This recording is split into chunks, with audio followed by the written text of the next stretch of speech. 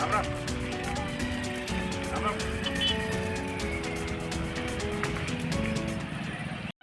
शहरामध्ये सध्या सूर्याने आग ओकायला सुरुवात केलेली असून अकोल्याचा पारा जर बघितला तर 45 ते 47 अंशापर्यंत चढ उतार होताना आपल्याला दिसत आहे। आणि अशातच रेल्वे क्रॉसिंगवर येणाऱ्या जाणाऱ्यांना थांबावं लागतं, तर ती अवस्था काय होईल याची कल्पनाच केलेली बरी आहे।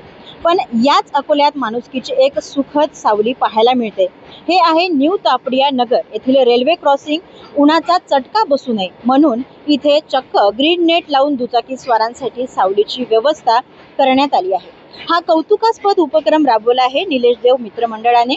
आणि विशेष म्हणजे हा काही आजचा उपक्रम नाही, तर गेल्या 10 वर्षांपासून हे मंडळ न चुकता दर उन्हाळ्यात इथे ही सावलीची सोय करत आहे।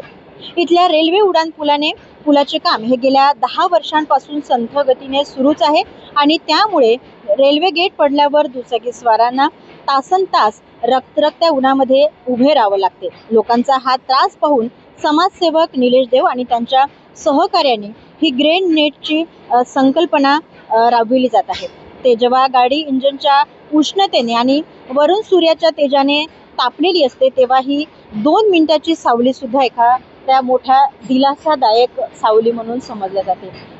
आणि अशातच निलेश देव समाजसेवक आणि मित्रमंडळाने हा राबवलेला उपक्रम घेतलेला पुढाकार हा नक्कीच उन्हाची थोडी का तीव्रता होणं कमी करते।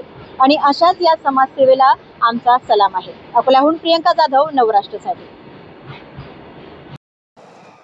मागील 10 ते 12 वर्षापासून आम्ही न्यू तापडिया नगर रेल्वे गेटवर सावली म्हणजे जाळीची सावली निर्माण करतो। कारण की अकोल्यातलं तापमान हे देशाच्या कुठे पहिल्या पातळीवर गेलेलं आहे। अशा वेळेस आपल्याकडनं लोकांना दिलासा द्यावा म्हणून ही सावली आम्ही उपक्रम राबवतो।